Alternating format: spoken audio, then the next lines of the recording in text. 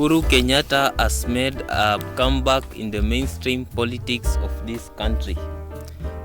In very recent days, we have seen the president strongly condemn the dissidents within the Jubilee party. Here is a clip by the president. Na ndio ile siku mimi hata sikuwa nikijua wakati walienda kuvamia kwa ofisi. Mimi wakati nilisikia nikasema hata kama niko peke yangu lazima niende nitetee mali ya wananchi wangu bana. Unaona? Sasa nasikia wengine wakisema ati waliona nikitembea na sijui na vijana hapo. Mimi nataka nishukuru hawa vijana ambao walijitokeza kuja kutetea chama chao. Niliwakuta huko. Na wengine hata hawakuwa wene chama, walikuwa hapo kwa sababu walikuwa wanaona ni dhambi ambayo inafanyika, hakuna haki. Kwa hivyo nyinyi vijana mimi nawashukuru. Na hata wewe ambaye nilisikia nikisema tulikuwa na wewe, nikikuona tena mimi anaitwa Gaucho sijui, nitakununulia lunch mimi bwana. Mimi si wewe, usijali. Alijitokeza kuja kulinda mali ya chama. Si hiyo ni haki? Kwa sababu wakati polisi waliitwa hawakuja. Sasa bas, they had to do what they had to do, and God bless you and keep up the strong work. Ama ni namna gani wenzangu? Mko tayari kulinda chama chenu? Mko tayari kutetea haki ya wanachama wenu? Mko tayari kutetea haki ya Wakenya? Tutatembea pamoja. Hebu nione kwa ishara ya mikono juu ni wangapi ambao wako tayari. As we can see, the president is coming out as a very angry fellow and very disappointed fellow, apparently by the misbehavior that is being orchestrated and shown by some of his close friends and allies. So what Uhuru Kenyatta failed to recognize is that people do not follow him because they love him. Maybe if he can do a mathematical sketch, he will find out that only 1% of the people that are flocking around him consistently are the ones who genuinely care about him. The reality of the matter is that in this world, when you have power, people naturally flock around you so that they gain what you have to offer. And the moment the power is withdrawn, you lose this capacity to offer them the rewards, and therefore they start to descend and go away. Right now in the Jubilee party, we can observe the members are slowly making exodus, slowly joining other parties, slowly finding excuses not to be involved in the running of the Jubilee party. This is simply because they have nothing to gain. As politicians, Uhuru Kenyatta already finished his political processes, and right now he is out of active politics and into retirement. And you realize that most of the politicians in Jubilee party are young people, people who have bright futures ahead, people who want to be president like Ruto. So it is only obvious that Uhuru is not the person that they want to be the friend for now, because their interest is located somewhere else. Right now, when they cast a glance in Kenya Kwanza camp, they see power and the promise of a Ruto 10-year leadership. This is something that, of course, many politicians have really hoped into and jumped into in a rush so that they get the advantages that power has to offer.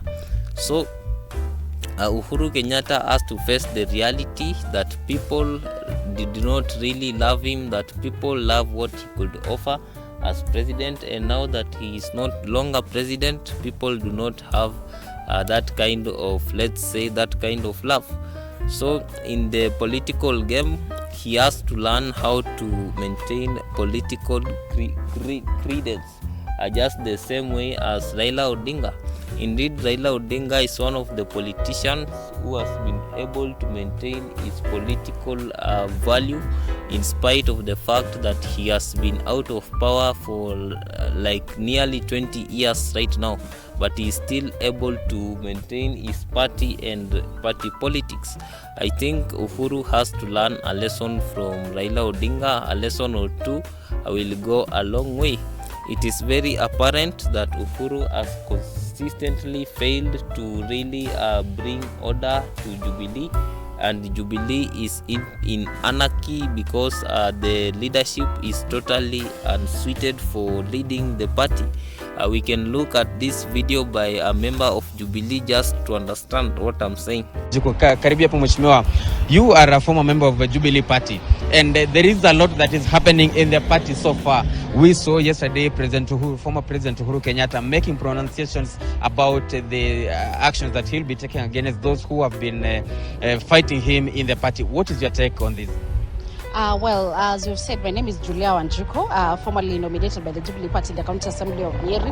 Whatever we saw yesterday, I can say these wrangles that are within Jubilee, I can say they are all selfish wrangles. So I can say the Jubilee and the Azimio coalition, they had a deal for the pre-election. That was the last year's general elections. After that, we have not really made a decision. The party has not really made a decision. Do they really want to stick with Azimio, or do they now want to form another coalition with the Kenya Kwanza? So I think that is the wrangles that are there. Again, I want to say this, that the party belongs to the party members. The party does not belong to an individual. And it is quite, I think it is quite unfair when we see a party leader kicking out members who probably have a different opinion. Maybe what I would say is they can find a sitting and reason together and say, where are our best interests of the party taken care of? Are they taken care of in the Azimio coalition, or are they taken care of in the Kenya Kwanza coalition? In this case, like I have mentioned, the party was in a coalition, rather was in a deal to form with the Azimio as at August last year elections. After August last year election, there is no deal with Azimio as it is. So again, it is upon the party to have it is upon the delegates in the party themselves, rather the party members from the grassroots level upwards, to have a conversation and say, do they want to be in Kenya Kwanza? Do they want to be in Azimio? And then from there, we can actually stop seeing all these wrangles, because I would actually say they really don't look good to a former head of state for sure. The other day we saw him with what was actually came up yesterday, being protected, having to be protected by individuals as he's going to protect what is called protecting the party. Again, we have seen our other Waheshimiwas like Kanini Kege and Sabina Chege also stepping up for what they believe is right for the party.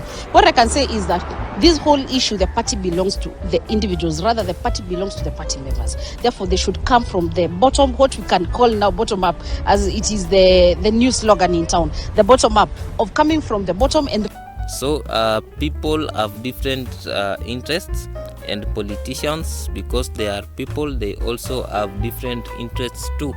So the party of Jubilee has many politicians, but also these politicians have varying interests that cannot be maybe dealt with by one man. One man cannot reconcile the varying interests and the dissimilar priorities of all these people, unless he or she has what we call political gifts, and also the abilities to make people follow him.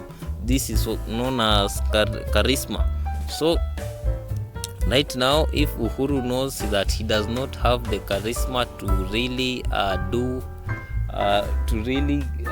run the party politics, given that there is no longer any goal ahead that can stimulate the people, becoming the president was a great goal, but right now that goal is no longer viable, because in Kenya country, following the legacy of President Moi's dictatorship, it was said that a president can only be president for 10 years, nothing more than that. So right now, this is what will continue to be happening in the political environment.